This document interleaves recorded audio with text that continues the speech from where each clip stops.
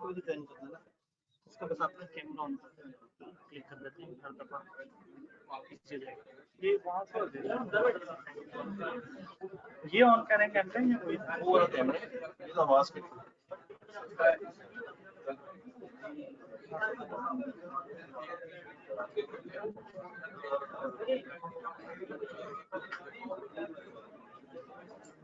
खामोश कैसे हो सकता है?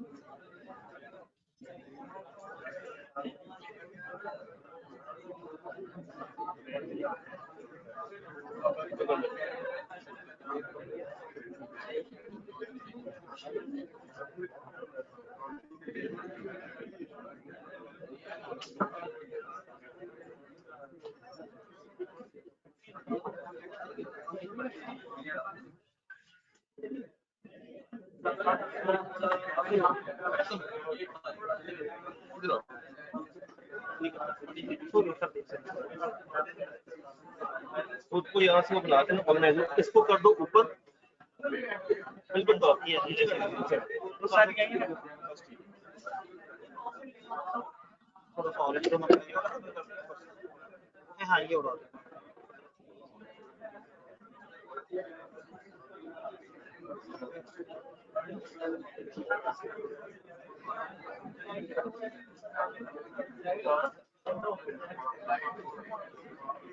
इससे पूछेंगे स्क्रीन आ रही है ऊपर किया जा सकता है, ये भी कर सकते हैं।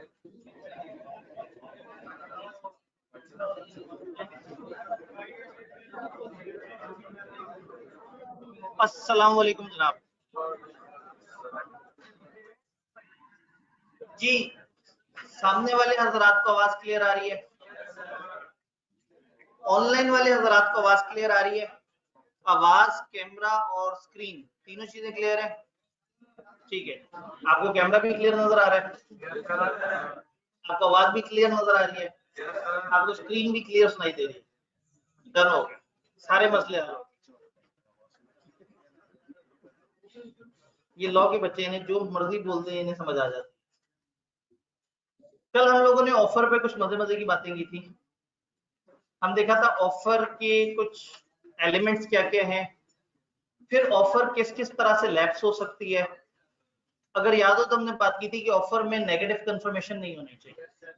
ये बात हमें समझ आ गई कि ऐसा ना हो कि आप कह दें कि ना जवाब आया तो मैं एक्सेप्टेंस मान लूंगा। एक्सेप्टेंस के लिए जवाब देना पड़ेगा, ना जवाब आने को रिजेक्शन तो माना जा सकता है, एक्सेप्टेंस नहीं माना जा सकता। फिर अगर कोई खास कंडीशंस हैं तो वो कम्युनिकेट करना भी बड़ा जरूरी है, ये बात भी हमने की। ऑफर कंडीशनल भी हो सकती है, उसमें कोई ना कोई कंडीशन या इस तरह की चीजें अटैच भी हो सकती हैं। ऑफर के बारे में मुख्तलिफ चीजें पढ़ते पढ़ते हमने कहा था तो ऑफर होनी चाहिए, इन्विटेशन नहीं होना चाहिए। इन्विटेशन था कि एक ऐसा माहौल सा बना हुआ हो जिसमें आके ऑफर दी जाए। ऑफर एक एक्सप्रेस चीज है, एक डेफिनेट चीज है कि हाँ भाई ये चीज इतने रुपए की लेनी है तो बताओ, और अगला बंदा अगर बिल्कुल यस में जवाब देगा तो वो एक्सेप्टेंस है, और अगर वो कहेगा नहीं इतने की नहीं उतने की तो ये क्या है, ये काउंटर ऑफर है, पिछली ऑफर फौत हो जाएगी, नई वाली ऑफर चलना शुरू हो जाएगी। ये हम लोग ऑफर के ऊपर डिस्कशन कर रहे थे, उसको हमने देखा था। फिर हमने देखा था ऑफर कैसे कैसे लैप्स होती है, और इसमें जो दो गोलदारे लगे हुए उन पे कल 5642 दफा डिस्कशन हुई थी। तो लैप्स ऑफ ऑफर में इन दो गोलों के अलावा इन पे तो बहुत सारे सवाल हुए। कोई सवाल अगर अभी भी आपको परेशान कर रहा है, कंफ्यूज कर रहा है तो मुझे बताइए। जी मोहम्मद जमील भाई, आप एक दफा डिस्कनेक्ट करके दोबारा कनेक्ट करके आए, मसला हल हो सकता है। इसके बाद आपने फिर इन्हें बताया। जी सामने से कोई सवाल?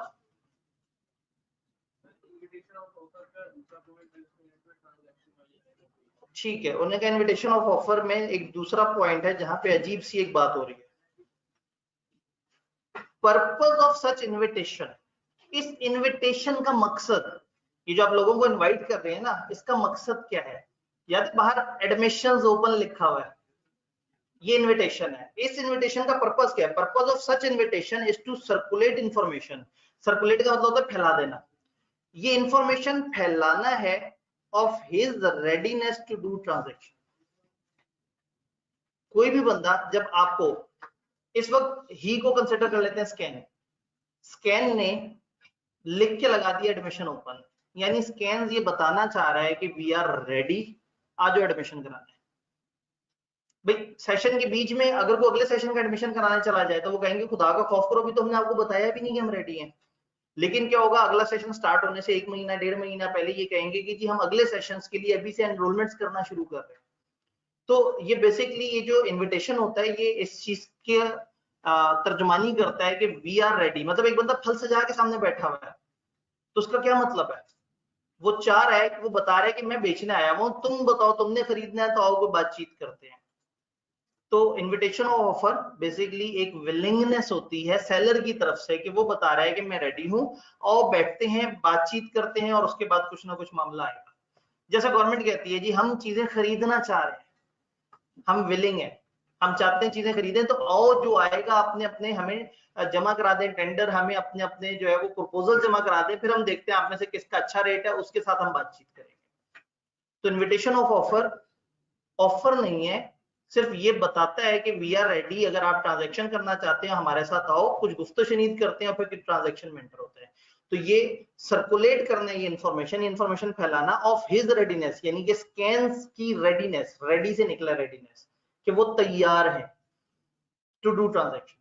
स्कैन ने नोटिस बोर्ड लगा दिया एडमिशंस ओपन, इसका मतलब है स्कैन कह रहा है we are ready for admissions, आ जाओ देखी जाएगी।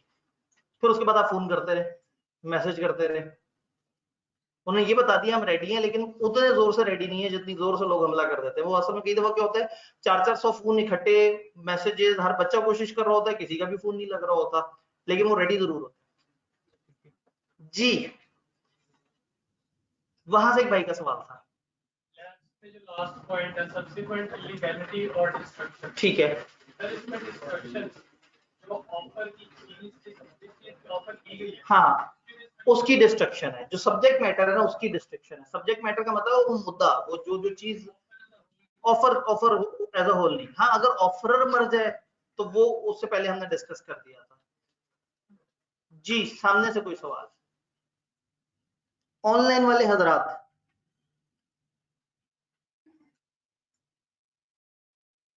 एक सवाल का दूसरा हिस्सा मेरे तक पहुंचा और पहला हिस्सा नहीं पहुंचा। क्लियर है सर?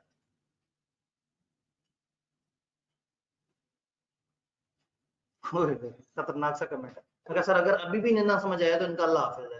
ये मेरे ख्याल में जो दो गोले हैं उनके ऊपर बात हो रही है शायद। ऑनलाइन वाले ना बड़े कप जाते हैं, वो कहते हैं यार मतलब ठीक है एक दफा बात हो गई, दूसरे वो उस तरह से सवाल भी नहीं पूछ पा रहे होते बेचारे। तो और जो है वो रिजेक्शन तो सेम ही हुई, तो वो मैंने जो अपनी वो कर ही नहीं सकते ऑफर देने। ठीक, अच्छा नहीं वो तो उससे जिसका सेकंड पार्ट है ना, हाँ मैं इस वक्त एक और पॉइंट पढ़ रहा था, ठीक हो गया। नॉन एक्सेप्टेंस और एक्सप्रेस रिजेक्शन में थोड़ा सा फर्क है। एक्सप्रेस रिजेक्शन का मतलब आपने एक बंदे को ऑफर दी, दूसरे ने फौरन कह दिया नहीं चाहिए ऑफर,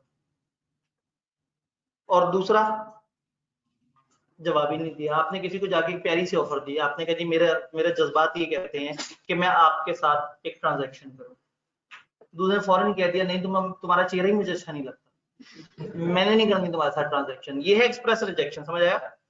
जब मुंह पे इनकार हो जाए। और जब वो वाला मामला होता है कि इनकार भी नहीं हुआ, जवाब भी कोई नहीं आया, तो एक दिन बंदा थक हार के कहता अच्छा मैं फिर इनकार ही समझा। वापसी पे हाँ दुकानदार से कहते हैं अच्छा बस मैं आगे वाली दुकानों तक जा रहा हूँ, वापसी पे आके देखता हूँ। वो वापसी कभी होनी नहीं होती। तो अगर बंदा वापस नहीं आया तो इसका मतलब है, अगर उसने पलट के नहीं देखा, वो जो बंदा दुकान में खरीदारी के लिए जा रहा था, तो इसका मतलब है अरे अच्छे बच्चे हैं, फिल्में कम देखते हैं, जुमले पहचानते नहीं है। जी तो अगर उसके वापस आके एक्सेप्ट करने से पहले दुकानदार रेट बढ़ा दे तो उसकी मर्जी, क्योंकि रेट बढ़ाने का मतलब उसने अपनी पिछली ऑफर वापस ले ली और नई ऑफर दे दी। लेकिन अगर उसने एक्सेप्ट कर लिया होता फिर फंस जाता दुकानदार। और वैसे भी दुकानदार कौन सा को कॉन्ट्रैक्ट एक्ट फॉलो करेगा? कहीं ऐसा ना आप दुकानदार को जाके कहें मैंने कॉन्ट्रैक्ट एक्ट पढ़ा हुआ है, वो फिर आप गवाह कहां से इकट्ठे करेंगे? अभी तो हमने ये पढ़ा ही नहीं कि लीगल बाइंडिंग होती कैसे है, और वो सिलेबस में भी नहीं है कि किस लेवल का स्टाम्प पेपर हो, कितने गवाह मौजूद हो, किस तरह की चीज हो तो आप लीगली अगले को बाउंड कर सकते हैं। तो मतलब यही है कि don't try this at home. ये जो है ना बस किताब में लिखी हुई। अगर इतने कानून फॉलो हो रहे होते तो पाकिस्तान में इतने मसले होते। जी सवाल यहाँ पे एक आखिरी सवाल आया sir, revocation before acceptance by offeree and rejection by offeree, तो सेम लग रहा है। Revocation before acceptance by offeree, offeree revoke कैसे कर सकते एक्सेप्टेंस से पहले? रिवोक करने का मतलब क्या होता है? अपनी चीज वापस ले लेना। ऑफरर ने क्या दिया है? ऑफर। तो ऑफर को वापस कौन ले सकता है? ऑफरर। ऑफरी ज्यादा से ज्यादा इनकार कर सकता है, ठीक है, या आगे से कोई काउंटर ऑफर वगैरह दे सकता है। ऑफरी जो चीज रिवोक कर सकता है वो डिफरेंट है। वो क्या चीज होगी जो ऑफरी रिवोक कर सकता होगा? एक्सेप्टेंस।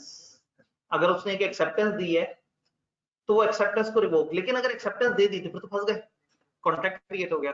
फर्स्ट टाइम उसने एक्सेप्टेंस दी और एक्सेप्टेंस बहरी जहाज से चली आ रही है और उसको रास्ते में ख्याल आया कि नहीं ये एक्सेप्टेंस मुझे नहीं देनी चाहिए थी, तो फिर वो जेट स्की पे बैठेगा और तेजी से, क्योंकि अब आपको ज्यादा तेज सवारी चाहिए उस खत को पहुंचने से पहले पहले रोकना है, तो एक्सेप्टेंस कम्युनिकेट होने से पहले पहले रोक दें तो बच सकते हैं। ऑफर कब तक रोक देनी चाहिए? ऑफर कब तक मार्जिन होगा कि ऑफर आप वापस ले सकते हैं? एक्सेप्टेंस से पहले। इसका मतलब है ऑफर एक्सेप्टेंस से पहले पहले वापस ले सकते हैं, एक्सेप्टेंस के कम्युनिकेट होने से पहले पहले वापस ले सकते हैं। तो ऑफरी एक्सेप्टेंस को रिवोक कर सकते हैं और ऑफरर वो अपनी ऑफर को। ये बातें थोड़ी देर तक जरा दोबारा इनके ऊपर रोशनी डालेंगे। यहां तक हमें बातें समझ आ रही हैं, आप लोगों का वकीलों वाला मिजाज भी बन गया है, चीजें भी थोड़ी सी हैं, गहराई भी ज्यादा है। यहां तक हमें ऑफर की मुख्तलिफ बातें समझ आई। ऑफर की कुछ किस्में जो कल हमने शुरू करने की कोशिश की, लेकिन ये 2 पॉइंट्स ने हमें काफी देर तक जो है वो उलझाए रखा। तो अल्लाह करे बस ये 2 पॉइंट्स तो कम से कम समझ आ गए, ताकि वो जो कल की कुर्बानी है वो किसी काम आ सके। ये भाई कुछ कहना चाहते हैं?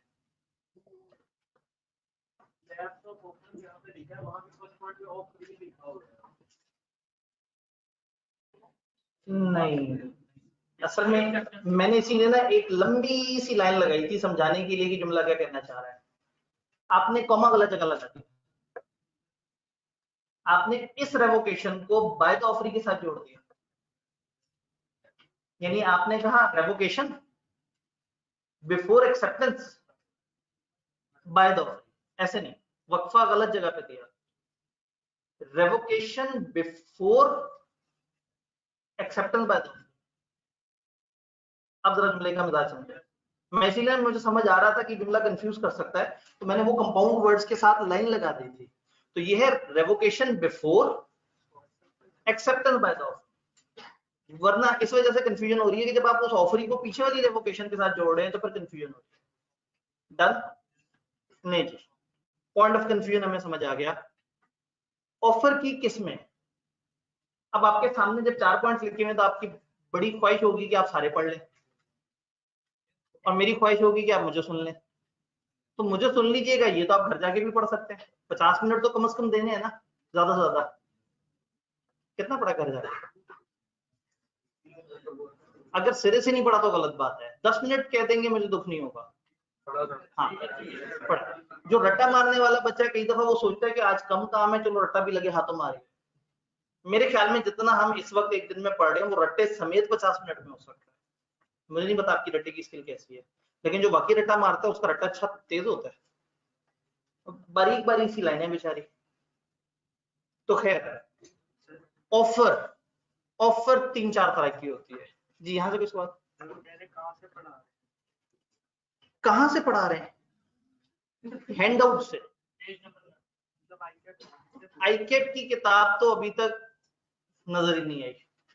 तो हमने ये सोचा था कि जब तक आईकेप की किताब नहीं आती हम वो एरिया उठाते हैं जिसमें ना होने के बराबर चेंजेस हैं। जो एसेंशियल्स हैं वो तो उसी तरह से हैं। किताब अल्फाज बदल सकती है, पैराग्राफ ऊपर नीचे कर सकती है, लेकिन बातें पढ़नी तो यही वाली होंगी जो हम पढ़ रहे हैं। तो इस वक्त हम आईकेप की किताब से नहीं पढ़ रहे, क्योंकि आईकेप की किताब ने भी आना है। ये इस वक्त मैं अपने हैंडआउट्स आपको पढ़ा रहा हूँ, जो कि पिछली वाली आईकेप की किताब की समरी है। और अभी जो ड्राफ्ट आईकेप ने हमसे शेयर किया था उसमें इस चैप्टर में बड़ी कम चेंजेस है। चलें आपकी तसल्ली के लिए बता देता हूँ, कुछ चीजें डिलीट हुई हैं, ऐड नहीं। और अब खौफ ये है कि वो दोबारा से ऐड कर दें। तो ये जो भी आपको लग रहा है हम कम पढ़ रहे हैं ना, ये हम ज्यादा पढ़ रहे हैं। असल चैप्टर में इतना भी नहीं है। हम एहतियात के ऊपर वाले दर्जे पे फायदे हैं, तो आप परेशान ना हो। आईकेप की किताब ना आना सबसे बड़ी कंफ्यूजन है, लेकिन एटलीस्ट हमें तो पता ना कि कंटेंट्स क्या है सिलेबस के, हम सिलेबस के कंटेंट्स के हिसाब से जा रहे हैं आगे। आईकेप की किताब पता नहीं कब तक आती है, शायद बहुत ही लेट करेंगे तो अगले वीक के मिड तक उन्हें देनी पड़ेगी, नहीं तो उसके बाद वो बहुत मुश्किल में आ जाएंगे। अगर अक्टूबर का मिड भी उन्होंने गुजार दिया तो फिर जाहिर है वो उनके ऊपर बहुत ज्यादा एतराजात हो जाएंगे बच्चों के कि जी आप क्या कर रहे हैं, पैसे कमाने के लिए क्या देते हैं 3 पेपर दें और इधर से किताबें आपकी तरफ से आई नहीं है, सिलेबस आप लोगों ने बस एक एक दो लाइनों वाले दिए हैं, प्रॉपर डिटेल सिलेबस जिस तरह से आते हैं उस तरह से भी नहीं आए हुए। तो ये थोड़े से मसलों मसाइल है, लेकिन हम इन मसलों से बरी जिम्मा है, हम पढ़ ही वो कानून रहे हैं जिसमें 150 साल से कोई तब्दीली नहीं हुई। तो आईकैप बड़ी से बड़ी तब्दीली ये कर सकता है कि इनमें से कुछ चीजें गायब कर दे, ऐड नहीं कर सकता, क्योंकि हम वो सब पढ़ रहे हैं जो उस जगह पे मौजूद है। लो जी, अब जो रट्टे लगा रहे थे वो कहेंगे अच्छा चलो रुक जाते हैं, आईकैप की किताब आ जाए, थोड़ा सा कम रट्टा लगा रहे हैं। तो हम इस वक्त अपने हैंडआउट से पढ़ेंगे, ये हैंडआउट सॉफ्ट में ग्रुप में शेयर हुए हुए हैं और फिजिकली बच्चों के सामने मौजूद है। ऑफर की किस्म है स्पेसिफिक ऑफर। ए ने बी को कहा, क्या कहा होगा, याद है ए ने लास्ट टाइम बी को क्या कहा था, अगर मैं तुम्हें 2 kg ऑरेंजेस दूंगा तो क्या तुम मुझे 100 रुपए दोगे। वो तो हमने एक शर्त में ऐड किया था ना, हर दफा 250 वाला जरा ज्यादा मुश्किल हो जाएगा, वो तो एक स्पेशल कंडीशन है। तो मतलब कभी कभी नहीं भी होते तो 50 के, तो मतलब हमारी एग्जांपल लाना खराब हो, तो 2 किलो ऑरेंजेस के बदले ए ने बी से ख्वाहिश का इजहार किया है, मिस्टर बी अगर तुम मुझे 100 रुपए दोगे तो मैं तुम्हें 2 किलो ऑरेंजेस देने के लिए तैयार हूं, बताओ मेरी ऑफर कबूल करते हो कि नहीं। सी आया, उसने कहा ए पढ़ो 100 रुपया। क्या ये एक्सेप्टेंस सही है? क्यों? ऑफर दी ही बी को गई है, ये स्पेसिफिक ऑफर है। सी कहां से आ गया बीच में? स्पेसिफिक ऑफर का मतलब है एक शख्स ने दूसरे शख्स को, किसी एक इंसान को या किसी खास ग्रुप ऑफ पर्संस को ऑफर दिया। फॉर एग्जांपल मैं आप लोगों से कहूं कि कल मैं आप लोगों को हैंडआउट्स दूंगा, हैंडआउट से पढ़ेंगे, क्या ख्याल है? आपने कहा सर जबरदस्त, और ऑडिट की क्लास में बच्चे मुझे कहें सर वो हैंडआउट तो दे दें, तो मैं कहूंगा भाई आपसे तो बात ही किसी ने नहीं की, मैं जिन लोगों से मुखातिब हुआ था उन्होंने एक्सेप्टेंस देनी है।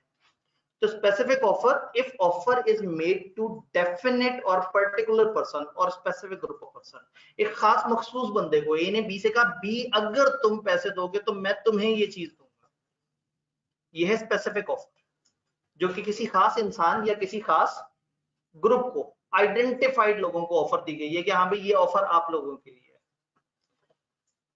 ये ऑफर सिर्फ वही डेफिनेट पर्सन या ग्रुप ऑफ पर्सन एक्सेप्ट कर सकता है, उसके अलावा नहीं कर सकता। आई होप कि ये बात तो बहुत मुश्किल नहीं है। अब आपको समझ आ रहा है सिनेरियो का क्या मिजाज होगा। एक सिचुएशन सी दे देंगे, ए ने बी से कहा बी अगर तुम ये चीज करोगे तो मैं इस तरह से कर लूंगा, डी ने आके एक्सेप्टेंस दे दी, बताएं कॉन्ट्रैक्ट वैलिड है या नहीं। आप कहेंगे एक मिनट रुक जाओ, सबसे पहले कानून ये कहता है कि अगर स्पेसिफिक ऑफर हो, यानी कि एक बंदे ने दूसरे वाजे बंदे को ऑफर दी हो कि हाँ भाई ये तुम्हारे लिए ऑफर है, तो ये ऑफर कोई तीसरा बंदा एक्सेप्ट नहीं कर सकता। कानून बता दिया। फिर नीचे कहेंगे यहाँ जो मिस्टर डी ने हरकत की है ये इंतहाई खिलाफ शरअ है, इसने बहुत ही अजीब सी बात कर दी है, ये तो था ही नहीं ऑफर, इसको तो ऑफर ही नहीं दी गई थी।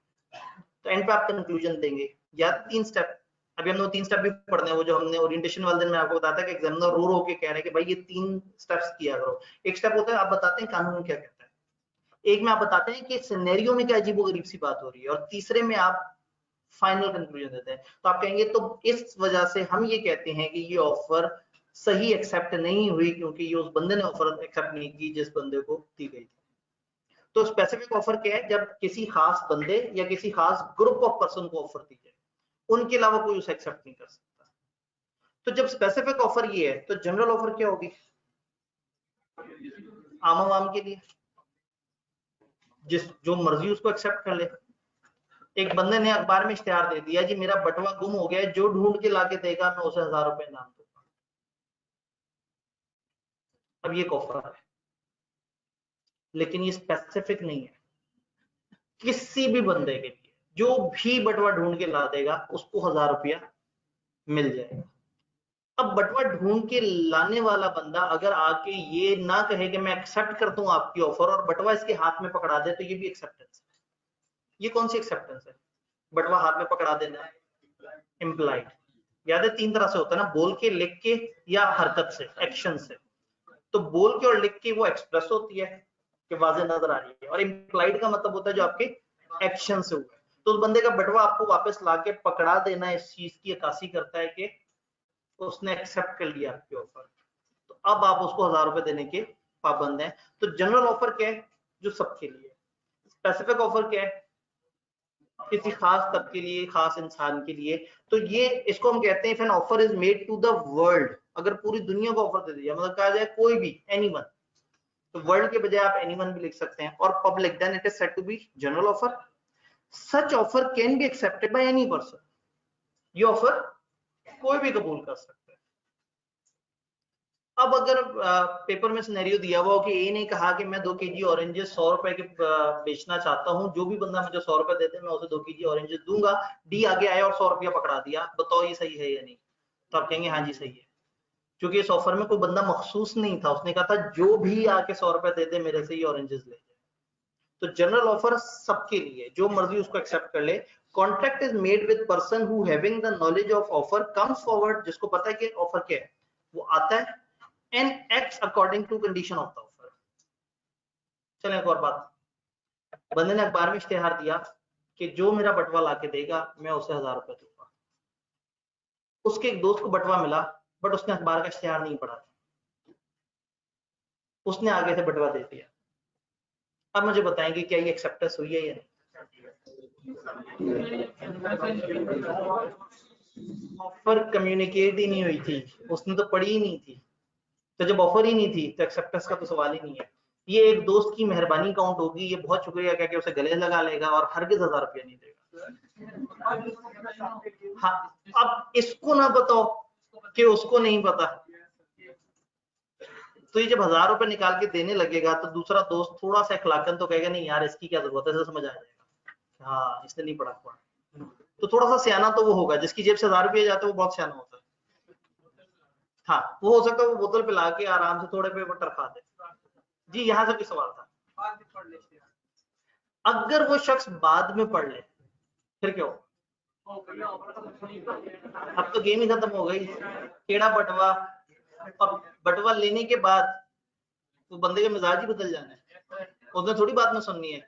तो ऑफर उस वक्त कम्युनिकेट नहीं हुई थी, इस बंदे ने आके जो हरकत की वो एक्सेप्टेंस होती अगर उसे ऑफर मिली होती। अब उसने आके जो बटवा दिया है वो एक दोस्त की मेहरबानी है जो दूसरे दोस्त पे की जाती है, इसका ऑफर एक्सेप्टेंस से कोई ताल्लुक नहीं है। बाद में अगर पढ़ लें तो चूंकि at the time of that action उसको ऑफर कम्युनिकेटेड नहीं थी, तो उसका वो एक्शन उस पुराने टाइम पे एक्सेप्टेंस नहीं माना जाएगा। तो नॉलेज होना भी जरूरी है, ये भी आगे हम एक्सेप्टेंस के एसेंशियल में पढ़ेंगे। बहुत सारी बातें ऐसी पढ़ रहे हैं जिसमें बार बार अब एक्सेप्टेंस बीच में एंटर हो रही है। जनरल ऑफर समझ आई? बस पता होना चाहिए जनरल ऑफर का, तो उस बंदे की हरकत एक्सेप्टेंस कहलाएगी, वरना एक्सेप्टेंस नहीं कहलाएगी। क्रॉस ऑफर, ए ने बी को खत लिखा, प्यारे बी अगर मैं तुम्हें 2 केजी ऑरेंजेस दूं क्या तुम मुझे 100 रुपए दोगे? जिस वक्त ए ये खत लिख के डाकखाने में, वो एक प्रॉपर लेटर बॉक्स हुआ करता था पुराने जमाने में, उसमें जाके वो पोस्ट कर रहा था, उस वक्त बी भी एक खत लिख रहा था। उस खत में उसने लिखा, प्यारे ए अगर मैं तुम्हें 100 रुपए दूं तो क्या तुम मुझे 2 केजी ऑरेंजेस दोगे?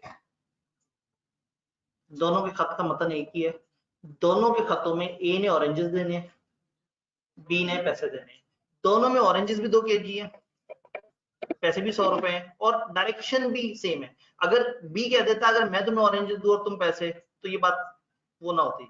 अगर सेम ही बात दोनों बंदों ने इकट्ठे एक दूसरे को कर दी है तो ये क्रॉस ऑफर कहलाता है।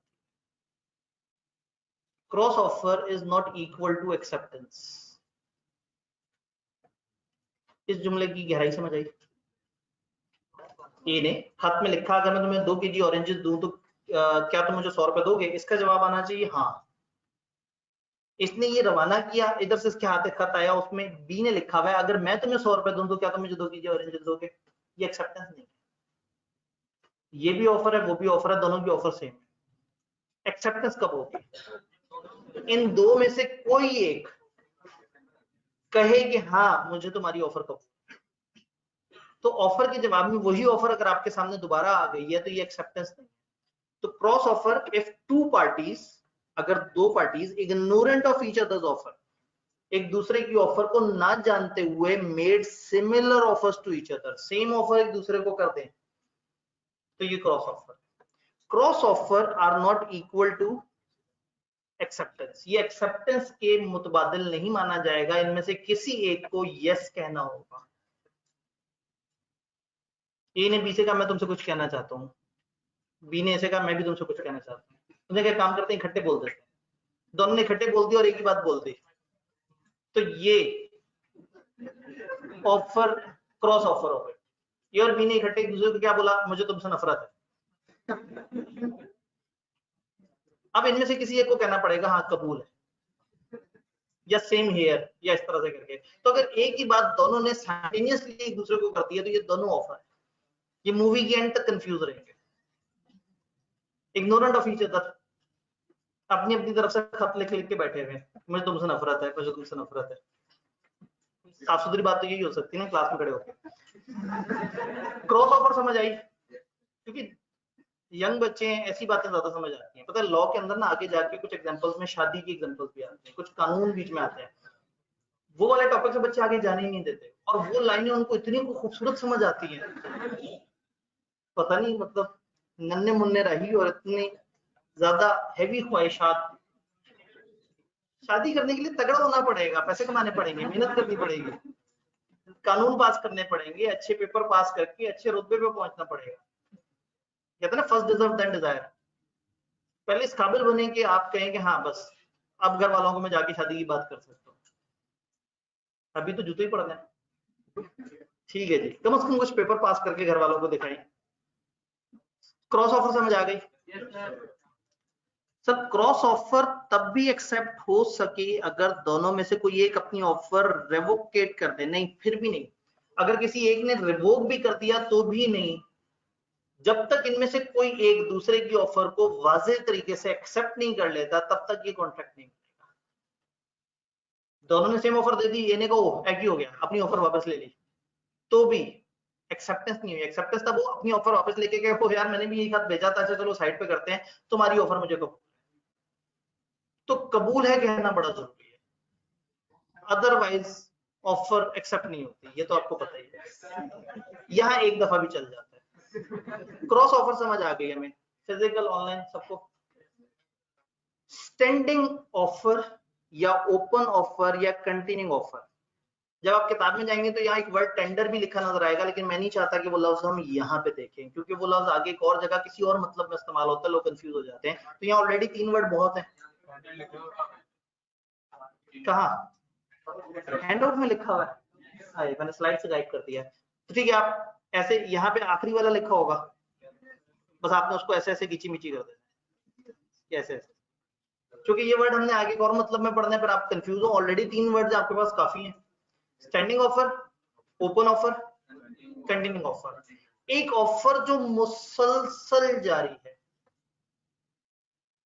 बाहर लिखा हुआ एडमिशन ओपन पर subject at the rate of 20,000, amount define कर दी, सब्जेक्ट के नाम लिख दिए और कह दिया दाखिले जारी हैं, स्टैंडिंग ऑफर है। जब तक लोग आके दाखिले कराते रहेंगे, जब तक कि वो बोर्ड वहां से हटा नहीं देते, तब तक ये है स्टैंडिंग ऑफर। स्टैंडिंग ऑफर का मतलब है जो एक से ज्यादा ट्रांजैक्शंस के लिए चलती रहे। जो ऊपर स्पेसिफिक और जनरल ऑफर पड़ी थी ना, वो वन टाइम थी, वन टाइम थी। एक ऑफर हुई, एक्सेप्टेंस हुई, कहानी खत्म। जनरल ऑफर में एक ऑफर दी गई थी, एक एक्सेप्टेंस हुई थी, कहानी खत्म। स्टैंडिंग ऑफर में अब वही बात है कि एक फल वाला फल सजा के बैठा हुआ और साथ लिखा हुआ है 100 रुपए और नीचे लिखा हुआ है नॉट नेगोशिएबल, जब तक उसके फल खत्म नहीं हो जाते तब तक ये एक स्टैंडिंग ऑफर। अब सोच के बताएं, स्टैंडिंग ऑफर क्या सिर्फ स्पेसिफिक के केस में होगी या जनरल में भी हो सकती है? दोनों जगह हो सकती है। स्पेसिफिक हो तो हो सकता है वो बता दें कि सिर्फ ये तरह के हजरात के लिए ये वाली चीज। फॉर एग्जाम्पल जैसे कॉलेज कह दे कि कंपनी लॉ में एडमिशन जारी हैं सिर्फ उसके लिए जिसका ग्रुप ए के 2 पेपर पास हो, तो फिर हम कहेंगे कि ये है तो स्टैंडिंग ऑफर, लेकिन एक खास तबके है। तो स्टैंडिंग ऑफर का मतलब है चलती हुई ऑफर, वो किसी एक खास तबके को भी हो सकती है, वो जनरल पब्लिक को भी हो सकती है। तो ऊपर सिंगल ट्रांजैक्शन थी और यहाँ मल्टीपल ट्रांजैक्शन है, यहाँ मोर ट्रांजैक्शन है। If an offer is of ongoing nature, एक ऑनगोइंग नेचर की ऑफर खड़ी हुई है, जो भी आए उसको एक्सेप्ट करता जाए, तो कॉन्ट्रैक्ट कब एंटर होगा? जब कोई पर्सन सिग्निफाई करे अपनी acceptance on the basis of offer. जब दूसरा बंदा आके कहे हाँ भाई ये ऑफर मुझे कबूल है, ये बात मुझे समझ आ रही है। डन? मेरा एक सवाल है, क्या ऑफर हमेशा कोई काम करने की होगी या कभी कभी कोई काम ना करने की ऑफर भी हो सकती है? कैसे कैसे एग्जांपल हो सकती है? क्या आप तुम ये प्रॉपर्टी ना बेचो, मैं तुम्हें इतने पैसे दूंगा, और वो अब आगे जाके देखेंगे ना इनमें से लीगल कौन सी और इलीगल कौन सी है। गाड़ी ना बेचो, ठीक है, वो तो फिर आप कहेंगे कुर्सी ना बेचो, एसी ना बेचो, मतलब ये एक हो गई ना, आप किसी डिफरेंट कैटेगरी की तरफ मूव करें। कभी ऐसा हो सकता है कि काम ना करने के पैसे मिलते हैं। पेरेंट्स बच्चों से कहते हैं बच्चों शरारत नहीं करोगे टॉफी मिलेगी।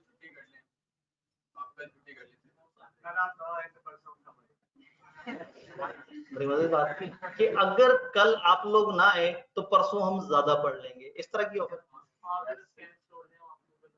वाह, ये बिल्कुल सही कहा इन्होंने। पता है कई दफा कुछ प्रोफेशनल में यूं भी होता है। फॉर एग्जांपल एक टीचर है या एक डॉक्टर है।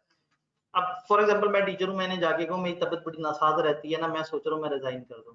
अंदर खाते मैंने किसी से बात की हुई हो, पता ही नहीं भी लग जाना है। ये कहेंगे वाकई आपकी तबीयत क्या? मैंने कहा जी बहुत ही नासाज रहती है, मैं तो बिल्कुल, मेरे से तो खड़े होकर क्लास पढ़ाई नहीं जाती, मैं तो बस हालत बहुत खराब रहती है। उन्होंने कहा अच्छा चलें तो फिर आप हमें छोड़ के किसी और के पास तो नहीं जाएंगे? मैंने कहा जब रिजाइन कर दिया तो फिर क्यों किसी के पास, मतलब क्यों किसी के पास नहीं जाना, रिजाइन कर दिया। अब इन्हें पता है इनको रिजाइन करने से ज्यादा मसला ये है कि ये किसी और जगह चले गए तो कुछ बच्चे ना साथ मूव कर दें। तो हो सकता है कहें कि आदिल साहब आपकी तबीयत का इशू है और हमें भी बड़ी फिक्र है आपकी तबीयत की, आप रिजाइन करना चाहते हैं, आपका आईनी हक है, आप रिजाइन कर सकते हैं। एक काम करते हैं आप रिजाइन कर दें और अगले 6 महीने की हमसे सैलरी लेते हैं, बस इस दौरान आपने एक मेहरबानी करनी है, कहीं और नहीं पड़ा। तो अब अगर मैं गायब हूं और बच्चे ने पढ़ना ही पढ़ना है, वो पूछेगा आदिल साहब कहाँ गए? वो कहेंगे जी छुट्टियों पे भेज दिया हमने उन्हें। तो बच्चे कहेंगे अच्छा चलो ठीक है किसी और से पढ़ लेते हैं, वो पढ़ना तो है, पढ़ाई को तो नहीं रोका जा सकता। तो कॉलेज का जो खौफ था वो खत्म हो गया और आदिल साहब को छुट्टियों के पैसे मिल गए। तो कभी कभी काम ना करने के भी पैसे मिल जाते हैं। ये हॉस्पिटल्स में कई दफा एक डॉक्टर एक जगह से दूसरी जगह स्विच हो रहा होता है तो उनके साथ ही मामला होता है।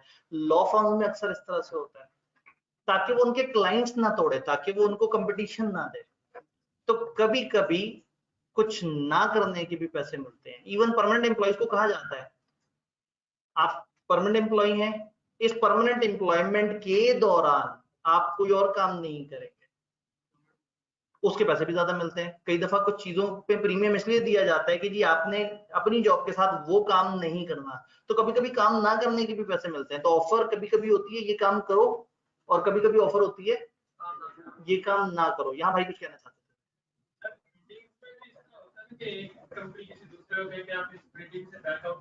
जी बिल्कुल, आपस में इस तरह के अरेंजमेंट कर लेते हैं, कार्टल्स बना लेते हैं, मुख्तलिफ तरीके कर लेते हैं कि आपने इसमें बिड नहीं करना, आपने ऐसे नहीं करना।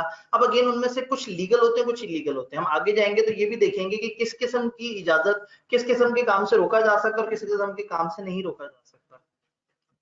तो ऑफर हमें समझ आ गई इसी तरह से। हाँ, अब ये देखें ना, ये भी एक कंडीशन बन गई कि अगर ऐसा नहीं करेंगे तो ऐसा होगा। तो कहने का मतलब ये है कि ऑफर और ऑफर के एसेंशियल समझ आए।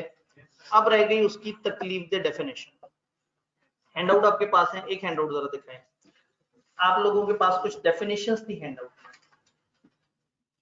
जो ऑनलाइन बैठे हुए हैं उनको मैं बता दूं, ये हैंडआउट का पेज नंबर 8 जो कि पहला सफा।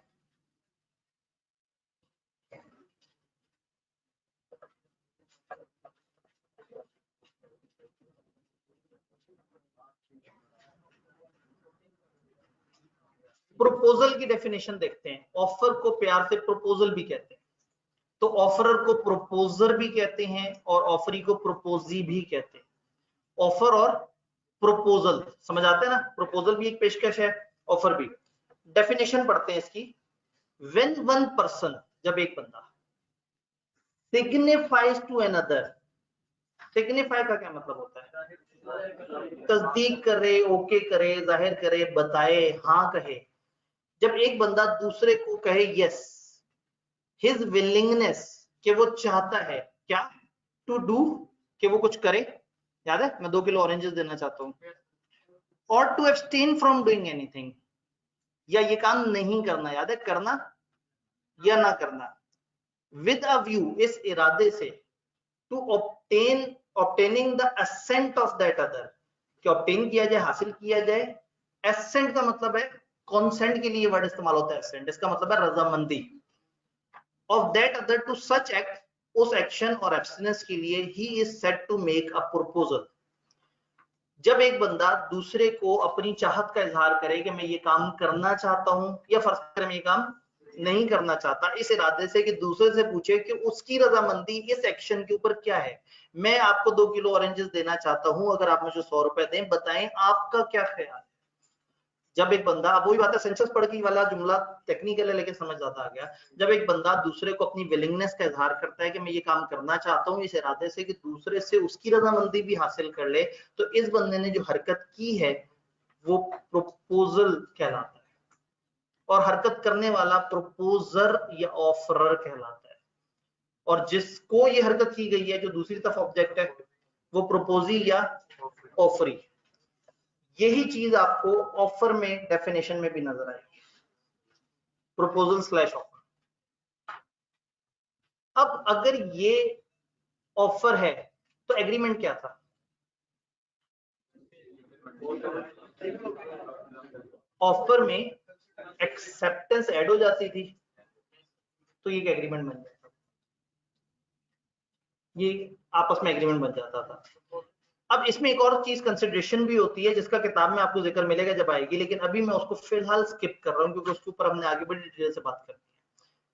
अगर दो बंदों के दरमियान एग्रीमेंट और एग्रीमेंट में कोई ना कोई मुआवजा दोनों तरफ से हो, दोनों तरफ से कोई ना कोई फेवर हो, तो फिर वो प्रॉपर कॉन्ट्रैक्ट की तरफ जा पाता है।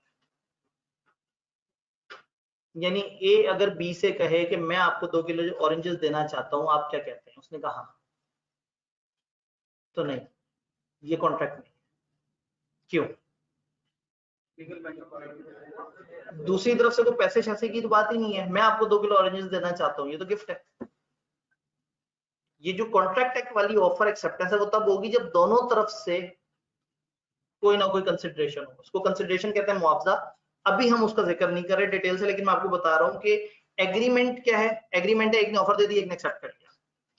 अब ये एग्रीमेंट दोनों के दरमियान हुआ। अब दोनों का एक एक प्रॉमिस है। एक बंदे का प्रॉमिस है मैं ऑरेंजेस दूंगा, दूसरे का प्रॉमिस है मैं 100 रुपए दूंगा। ये अब 2 प्रॉमिसेस मिल जाएंगे तो फिर हम कहेंगे कि लो भाई अब ये एक प्रॉपर तरीके से अरेंजमेंट बन गया। तो प्रॉमिस ऐसा एग्रीमेंट है जिसमें दोनों तरफ से कोई ना कोई बात हो।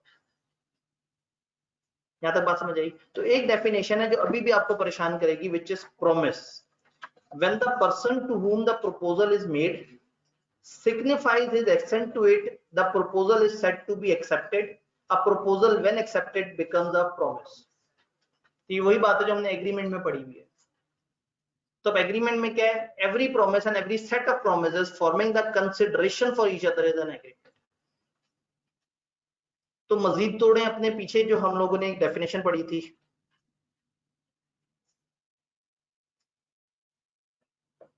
यहां पे कुछ चीजें ऐड कर देते हैं।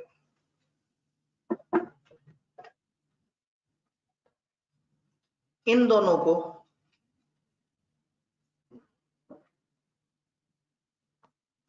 मिला के प्रोमिस कहेंगे। अब नया लफ्ज़ हम पढ़ेंगे। ऑफर और एक्सेप्टेंस को मिला के हम क्या कहेंगे? प्रोमिस। और प्रोमिस में अगर कंसिडरेशन ऐड हो गई तो वो एग्रीमेंट बन जाएगा। यानी एग्रीमेंट किसे कहेंगे? Promise plus consideration. जी इसको ऊपर कर लेते हैं। एक दफा मैं कहानी दोबारा से ऊपर सारी की सारी कहानी ऊपर दोबारा से बना देता हूँ।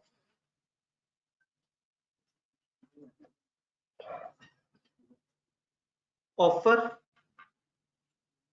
प्लस एक्सेप्टेंस, प्रॉमिस हो गया, प्रॉमिस प्लस कंसिडरेशन, एग्रीमेंट हो गया, एग्रीमेंट प्लस लीगल बाइंडिंग,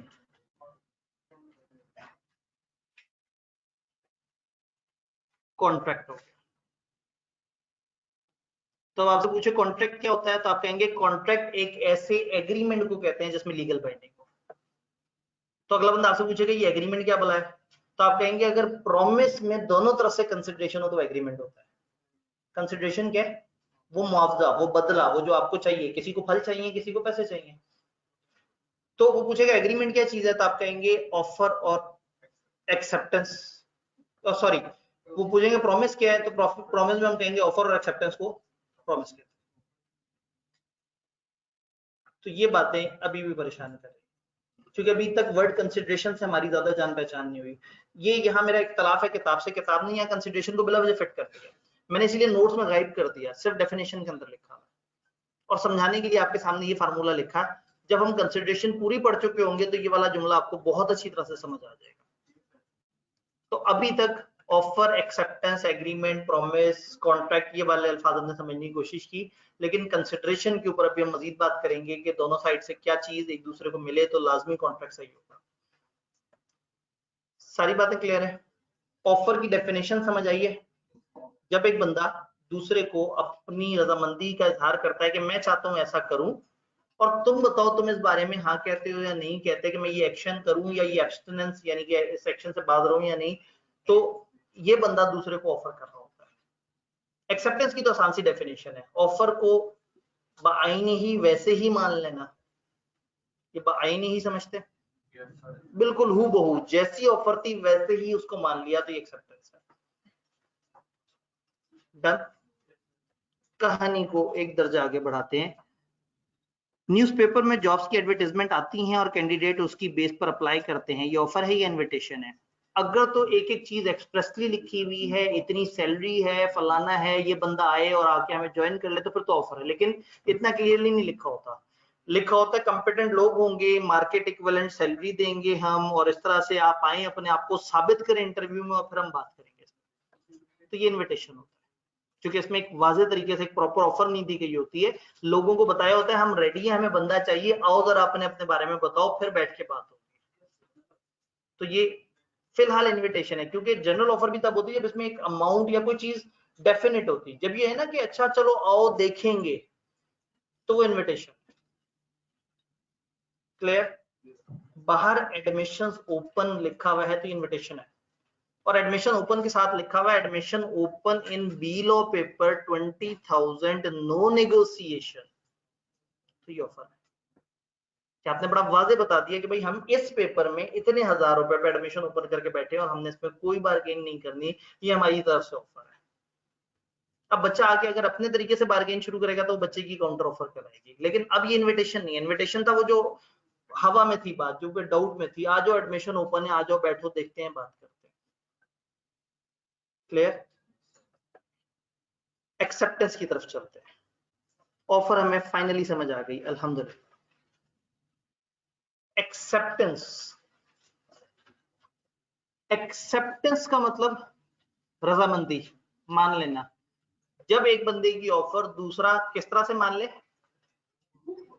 हूबहू, उन्होंने कहा बाइनी में ना गला जरा ज्यादा इस्तेमाल होगा, तो जब बाइनी ही वैसे ही हूबहू बिल्कुल 100% जो अगले ने बोला मनोवन अगर आपने मान लिया, मैं इसलिए बार बार ये अल्फाज इस्तेमाल कर रहा हूँ कि पेपर में सिनेरियो देखते ही आपके ध्यान में आए कि नहीं यार ये आईने वाली बात तो यहाँ नहीं हुई, बाइनी कहाँ ध्यान में आना है, क्योंकि वो तो धोखा लगा है, वो सर कोई आईने आईने वाली बात कर रहे थे, तो वो तो यहाँ नजर नहीं आई।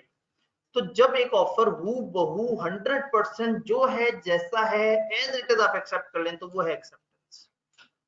और अगर एक्सेप्ट करते हुए आपने कोई शर्त रख दी आगे से कि हाँ कबूल तो है लेकिन महीने बाद पे करूंगा, तो पहला सबसे जरूरी एसेंशियल ऑफ एक्सेप्टेंस एब्सोल्यूट होनी चाहिए, एब्सोल्यूट, वाजे वाशगाफ, बिल्कुल यकीनी होनी चाहिए, एंड अनकंडीशनल, बगैर किसी शर्त के। Offer should be accepted without any condition, offer को बिल्कुल मनोमन वैसे ही मान लेना चाहिए, तो फिर वो एक्सेप्टेंस होगी। If any condition is imposed on acceptance, अगर एक्सेप्टेंस के वक्त कोई शर्त रख दी गई, कौन रखेगा? एक्सेप्ट करने वाला, then it would be called counter offer कहलाएगी। ये सही बात नहीं मानी जाएगी। तो एक्सेप्टेंस का मतलब है जो अगले बंदे ने ऑफर दी थी आपने बिल्कुल वैसे ही उसको एक्सेप्ट कर लिया, तो ये एक्सेप्टेंस है। आपने आगे से अपनी कोई नई बात की तो ये अब आपकी तरफ से ऑफर है, अब दूसरे बंदे ने सोचना है कि वो आपकी बात माने या ना। क्लियर? ये पहला रूल। कम्युनिकेशन की तरफ जरा थोड़ा सा बाद में आते हैं, इसमें काम करते हैं। बाय पोस्ट को मैं कैरी फॉरवर्ड कर देता हूं कल के लिए, बाकी चीजों को हम पढ़ते हैं, क्योंकि बाय पोस्ट में हमने काफी खिचड़ी पकानी है। सबसे ज्यादा दिमाग हमने बाय पोस्ट में इस्तेमाल करना है। जो खत आएंगे ना, तो खतों में सारी कहानी हिल जाएगी। पता नहीं उसने कब खत भेजा हुआ था, पता नहीं उसने कब भेजा हुआ था, उसका पहले खत पहुंच गया या इसका खत पहले पहुंच गया, और खत पहुंचते भी महीने महीने बाद थे। तो ये खतों वाली बात जरा बाद में करेंगे। पहले एक्सेप्टेंस कंप्लीट तब होगी जब ये कम्युनिकेट हुई। ए ने बी से कहा कि मैं आपको 2 किलो ऑरेंजेस देना चाहता हूं, क्या आपको कबूल है 100 रुपए देने के एवज? बी ने इतना आहिस्ता से कबूल है कहा कि ए तक आवाज ही नहीं पहुंची। तो ये एक्सेप्टेंस नहीं है। एक्सेप्टेंस वो होगी जो कम्युनिकेट हो, बोल के की जाए तो सुनाई दे, लिख के की जाए तो दिखाई दे, एक्शन से हो तो एक्शन ऐसा हो जिससे क्लियर कट मतलब निकलता हो। यानी इसने कहा जी मैं आपको 2 किलो ऑरेंजेस बेचना चाहता हूं, अगर आप 100 रुपए दें, कि आप तैयार हैं? और अगले ने आगे 100 रुपया ही पकड़ा डाला, तो ये भी एक्सेप्टेंस। बोला कुछ नहीं, लिखा कुछ नहीं, लेकिन उसका ये 100 रुपया पकड़ा देने का कंफर्म मतलब है कि उसको कोई मसला नहीं, वो चाहता है कि 100 रुपए देके आपसे 2 किलो ऑरेंजेस ले। तो एक्सेप्टेंस कम्युनिकेट होनी चाहिए। Offer can be accepted by word spoken, बोल के या लिख के या through conduct of the person. जैसे ऑफर में भी हमने कहा था ना, बोल के, लिख के या एक्शन से, तो यहां पे भी हम बात कर रहे हैं कि बोल के, लिख के या एक्शन से। Acceptance is communicated either bye offeree himself, या तो ऑफरी खुद एक्सेप्टेंस कम्युनिकेट कर दे, और any person authorised by him. तो ऐसा भी हो सकता है कि अपने एक नुमाइंदे को भेज दे कि जाके उन्हें बता दो कि जी हमें कबूल है आपकी ऑफर। तो इसमें आप अपना कोई नुमाइंदा भी भेज के उसको एक्सेप्टेंस दे सकते हैं। तो एक्सेप्टेंस की कम्युनिकेशन का बेसिक रूल। ये जो टेलीफोन और टेलेक्स, फैक्स वगैरह पे जो कॉन्ट्रैक्ट होते हैं, अब खत वगैरह तो लेट पहुंचते थे। पुराने जमाने में तार का कॉन्सेप्ट होता था, जी तार आई है, तार समझते हैं? तार। खत जरा लंबा चौड़ा मैकेनिज्म होता था। तो जब पहली दफा फैक्स और टेलेक्स मशीन्स आई, उसमें ये होता था कि एक तरफ से आप खत डालते थे, फिर वो तारों के थ्रू कनेक्ट हुआ वो होता था, और वो एक बड़े सुस्त से, अजीबोगरीब से इंटरनेट के थ्रू दूसरे मुल्क में या दूसरे शहर में एक और इस तरह की मशीन के पास जाता था, और वहां वो कागज का दोबारा से प्रिंट निकलता था। उसने अपना इमेज सेव करके भेजा होता था, और यहाँ इमेज दोबारा से प्रिंट हो जाता था। तो इसको कहते थे तार आई है। तार वॉज द फास्टेस्ट मैकेनिज्म, और उस जमाने में इस पर अच्छा खासा खर्चा आता था। लेकिन अगर कोई चीज फौरी भेजनी होती थी तो फिर ये यूज किया जाता था, फैक्स या टेलेक्स वगैरह। ये जहन में रहे कि हम बहुत पुरानी बातें कर रहे हैं। तो अगर कोई ऐसे कॉन्ट्रैक्ट हैं जो तेज तरीन इक्विपमेंट्स पे हुए हैं, समझ रहे, फैक्स मशीन, तेज तरीन इक्विपमेंट्स, 150 साल पुराने, तो treated on same principle as an oral agreement made between parties face to face, तो इसकी वही हकीकत होगी जैसे आमने सामने खड़े हैं, क्योंकि इसमें रफ्तार फास्ट है, खत वाला मामला नहीं है। खत होगा तो खिचड़ी आएगी, तो खत नहीं है तो टेलीफोन पे ऑफर इज इक्वल टू आमने सामने बिल मुशाफा ऑफर, या टेलेक्स पे या फैक्स पे, इनमें से किसी भी तरह से होगा तो वो एक ओरल एग्रीमेंट की तरह से होगा। कॉन्ट्रैक्ट सिर्फ तभी कंप्लीट होगा जब एक्सेप्टेंस रिसीव हो जाए proposal, not when it is transmitted by acceptor. उसने फोन पे कहा हाँ कबूल है, रास्ते में आवाज बैठ गई, तार कट गई, कनेक्शन आउट हो गया, टू टू की आवाजें आ गई, जैसे वो लॉ में पहले दिन आवाजें आ रही थी, वो कौन सी, वो डिंग डोंग बच्चे कहते हैं जी, बस वही आवाजें आ रही है। तो ऐसे में मेरी तरफ से लेक्चर जा रहा था लेकिन अगले बंदों तक लेक्चर पहुंच नहीं रहा था। तो एक्सेप्टेंस तब कम्युनिकेट होगी जब एक्सेप्टेंस पहुंच जाए उस बंदे तक। उधर से कागज डाला, इधर से मशीन ने खाली कागज निकाल दिया, उसने तो भेज दिया लेकिन एक्सेप्टेंस कम्युनिकेट नहीं हुई। एक्सेप्टेंस जब ये देख लेगा तो कम्युनिकेट होगा। अगेन बात मुश्किल नहीं थी लेकिन खामखा उन्होंने पेचीदा कि इसलिए किया कि खतों में रूल डिफरेंट हो जाता है। खत की तरफ तो हमने आज आना ही नहीं है। तो ये एक दो एसेंशियल हमने पढ़े हैं, आगे के एसेंशियल्स को देख लेते हैं ताकि एक्सेप्टेंस की सिवाय पोस्ट वाले रूल के बाकी सारी बातें हम पढ़ लें। रीजनेबल टाइम में होनी चाहिए एक्सेप्टेंस, जो टाइम स्पेसिफाइड है उसमें होना चाहिए। ऑफरर ने कहा था 4 दिन में कबूल करना है तो ठीक है, तो 4 दिन में जवाब देना है। और अगर ऑफरर ने टाइम नहीं बताया तो कितने टाइम में, और रीजनेबल कितने टाइम को कहते हैं, कानून बताएगा, अदालत देखेगी, सिचुएशन टू सिचुएशन वेरी करता है, हमें नहीं पता रीजनेबल किसे कहते हैं।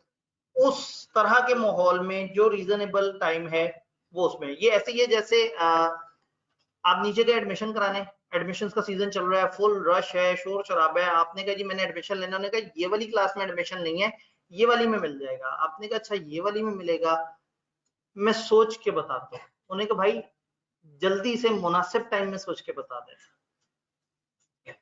अब यहाँ मुनासिब टाइम कितना होगा, शायद 1 से 2 दिन, क्योंकि जब आप 5 दिन बाद कहेंगे हाँ मैंने माइंड बना लिया मैं दूसरी क्लास में पढ़ूंगा, कहेंगे बड़ी जल्दी आ गए आप। भाईजान अब दूसरी क्लास भी फेल हो गई, तीसरी क्लास के बारे में क्या कहते हो, सोच रहे हो।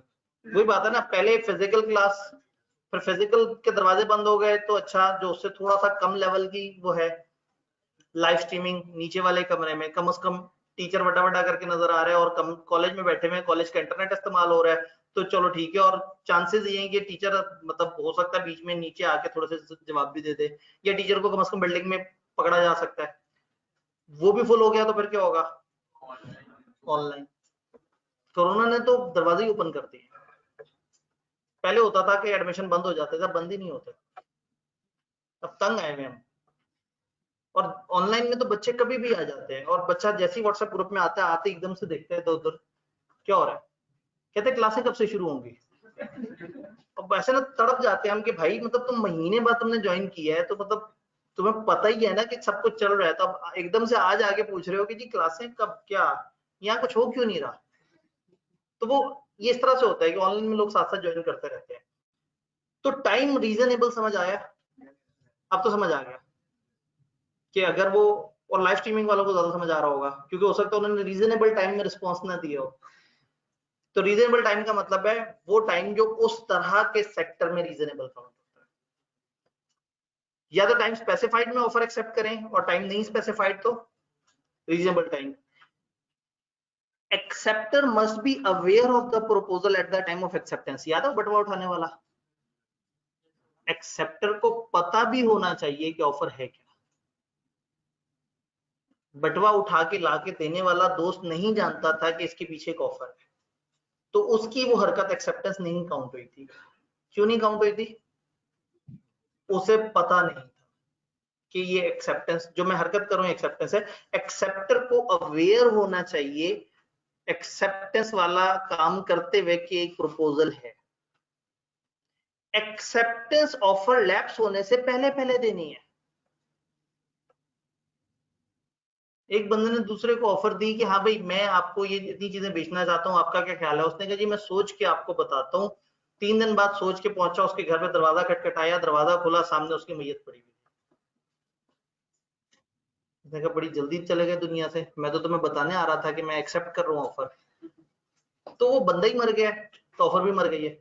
जब ऑफर मर गई है तो ये एक्सेप्टेंस हो ही नहीं सकती। उस टाइम पे वो सिर्फ दुआ करेगा और चला जाएगा। एक्सेप्टेंस ऑफर के लैप्स होने से पहले पहले होनी चाहिए। मैंने एक बात देखी है, जब भी मौत का जिक्र, मैयत का जिक्र होता है, आप लोगों के चेहरे पे हवाइयां आ जाती है। ये बड़ी अच्छी बात है और वाकई ही इतना डरता रहना चाहिए, लेकिन इसे याद भी जरूर रखना चाहिए। जैसे एग्जांपल्स में ऑरेंजेस की एग्जांपल, पैसे की एग्जांपल है, तो हम मौत की एग्जांपल भी दिया करेंगे जो एक सर्टेन चीज है। आगे इसमें कॉन्ट्रैक्ट एक्ट में आगे एक जगह आती है, वो मौत को सर्टेन इवेंट काउंट करते हैं, अनसर्टेन नहीं कहते, इसने आनी है। मतलब वो एक छोटा सा वो टॉपिक पढ़ेंगे जिसमें होता है कि कंडीशन, ये जो है ना कंडीशनल ऑफर, कंडीशनल होनी चाहिए, कंडीशन ऑन अनसर्टेन थिंग। तो कहते हैं मौत अनसर्टेन नहीं है, मौत सर्टेन थिंग है। तो हमारा ये सिलेबस जो है वो हमें आखिरत की याद भी दिला देता है। चले, मैं शायद गलत जगह गलत बात कर रहा हूँ। नेगेटिव कंफर्मेशन, जब ऑफर में नेगेटिव कंफर्मेशन नहीं होनी चाहिए तो एक्सेप्टेंस में भी नेगेटिव कंफर्मेशन नहीं होनी चाहिए। बात समझ आई? एक्सेप्टेंस उस मोड में होनी चाहिए, उस तरीके के मुताबिक, उस मैनर के मुताबिक होनी चाहिए जो बताया था अगले ने। इसने कहा था भाई मैं 2 kg ऑरेंजेस आपको देना चाहता हूं अगर आप 50-50 के 2 नोट दें। अब एक्सेप्टेंस का मोड क्या है? 50-50 के 2 नोट नहीं है उसके पास, उसने 100 रुपया दिया, तो टेक्निकली तो इसे एतराज होना चाहिए पहले बंदे को। और अगर ये एतराज ना करे, उसकी तरफ देखे, फिर सोचे अच्छा चलो कोई नहीं, खैर है, तो हो गई एक्सेप्टेंस। यानी उसने जो एक्सेप्टेंस दी है वो ठीक नहीं थी, लेकिन अगर ऑफर देने वाले को उसकी एक्सेप्टेंस पे एतराज कोई नहीं है तो ये एक्सेप्टेंस वैलिड मानी जाएगी। जी जी। अगेन अगर ऑफरर ने ऐसा कहा है, मतलब ऑफर कोई भी तरीका बता सकता है। फर्ज करें चलें 100 रुपए वाले ने दूसरे को ऑफर दी कि मैं तुम्हें 100 रुपए दूंगा, किलो किलो के 2 शॉपर देना। अब अगर वो किलो किलो के 2 शॉपर ना आते तो झगड़ा पड़ जाएगा, भाई मैं एक फलाना के लिए लेके जाना था, एक फलाना के लिए लेके जाना था, तो ऐसे में मुश्किल में आ जाएगा। हाँ, अगर आपने दूसरे को कहा है कि तुमने एक्सेप्टेंस इस तरीके से देनी है और दूसरे ने उस तरीके को फॉलो नहीं किया, अब आपके ऊपर बात आ गई, या तो आप गुस्से होकर कहें यार तुमने मेरी बात नहीं मानी, जाओ मेरी ऑफर खत्म, क्योंकि उसने एक्सेप्टेंस सही तरीके से नहीं दी। और अगर आप ज्यादा इंसिस्ट ना करें और मान लें तो फिर एक्सेप्टेंस वैलिड है।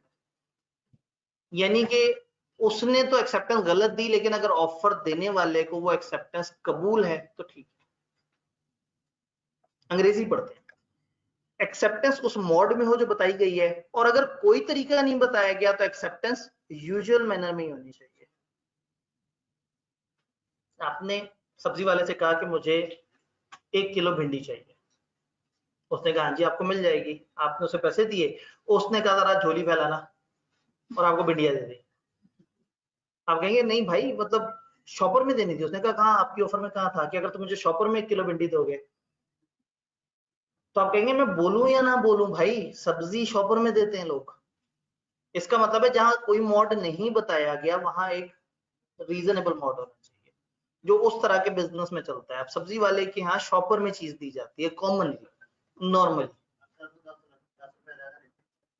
अब वो 10 रुपए शॉपर का नहीं, खैर मजे की बात है कि ये अमीर लोग लेते हैं एक्स्ट्रा, बेचारे जो है ना, जो सारा जोर टूटता है वो सब्जी और फल वालों पे है। आप देखिए हर चीज महंगी हो रही है, सब्जी फल महंगे उतने नहीं हो रहे, फल थोड़े बहुत हो जाते हैं। सब्जी, क्योंकि सब्जी को डील करने वाला सबसे हल्का बंदा है, फल को डील करने वाला थोड़ा सा तगड़ा होता है। स्टोर वाले और तगड़े होते हैं, जो जितना तगड़ा है वो उतना अगले बंदे को रगड़ता है। तो हर चीज महंगी हुई है, इन लोगों की बेचारों की कॉस्ट ऑफ प्रोडक्शन महंगी हो गई है, लेकिन इन्होंने घर चलाना है तो ये बेचारे डिस्काउंट दे देते हैं। वो जालिम नहीं देते जो कि ऑलरेडी बड़ा नफा कमा रहे होते हैं। तो इसलिए, और मजे की बात है कि इन्हीं सब्जी और फल वालों के रेट नेट पे लगा लगा के लोग कहते हैं, लोग कौन कहता है महंगाई है पाकिस्तान में।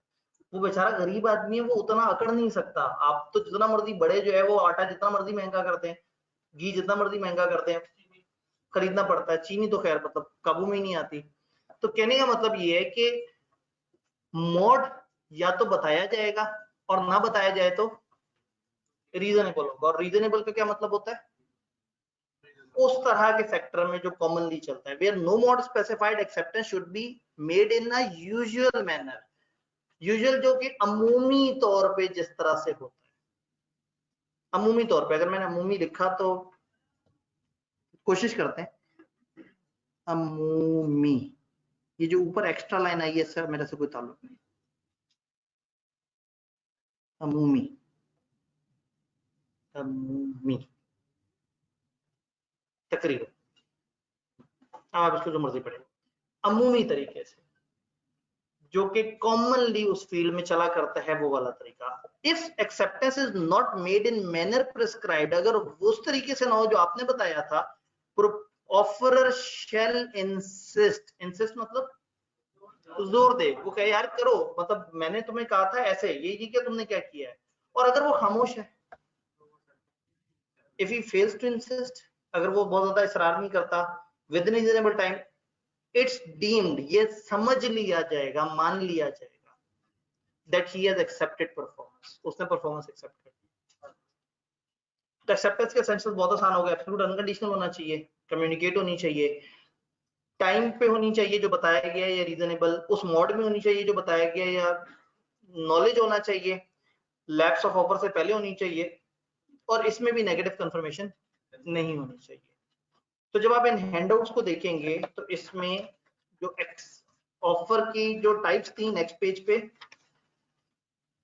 वो कवर हुई, और एक्सेप्टेंस वाले पेज में से हम लोगों ने बाय पोस्ट वाला रूल अभी नहीं पढ़ा, वो कल हम इंशाल्लाह ताला डायग्राम बना के समझ रहे होंगे उसे।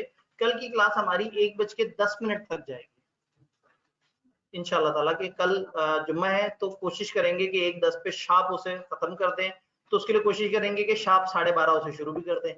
अब वो पिछली क्लास को निकलते निकलते टाइम लग जाता है, थोड़ा सा हम रिक्वेस्ट भी करके देख लेंगे, लेकिन 12:35 पे फिर कोशिश कम से कम ये होगी कि क्लास सारी सेटिंग्स में शुरू हो जाए ताकि हम उसे पढ़ सकें। तो ये इस तरह से आपको कुछ जगह इसमें ना कुछ नंबर्स नजर आ रहे होंगे हैंडआउट्स में, 1 2 3 4 इस तरह से लिखा हुआ है, फिलहाल इसको इग्नोर कर दें। जब किताब आएगी ना तो ये छोटी छोटी सी एग्जांपल्स हैं जो मैंने किताब के एंड पे दी हुई है नंबरिंग के साथ, क्योंकि यह एग्जांपल दें तो वो नोट्स नहीं रहते, वो फिर लंबी चौड़ी सी टेक्स्ट बुक बन जाती है। तो आप इन नंबर्स को फिलहाल इग्नोर कर दें।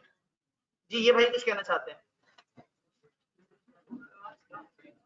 लास्ट जी जी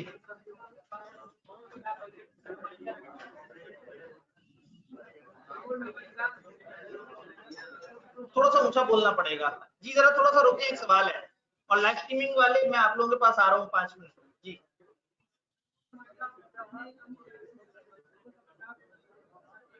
ठीक है जी, अगर एक बंदे ने एक्सेप्ट कर लिया और खुद भी नहीं पता था कि अंदर क्या लिखा हुआ है तो उसे मिस्टेक हुई है। चैप्टर 4 में हम मिस्टेक का रूल देखेंगे कि मिस्टेक होगी तो फिर क्या मामला होगा जी।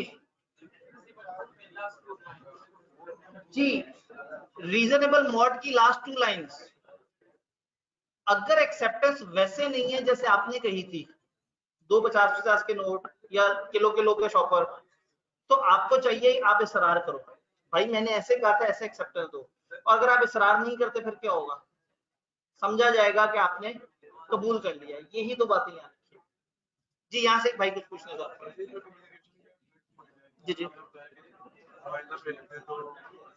ठीक है, नहीं तो फिर वो नुमाइंदा हमारा रिप्रेजेंटेटिव भी होना चाहिए ना, फिर कानून साबित करेगा कि ये इसका ऑफिशियल नुमाइंदा था या नहीं। हाँ उसमें भी हम आगे एक चैप्टर पढ़ेंगे एजेंसी का, उसमें देखेंगे ऑफिशियल नुमाइंदा कौन है।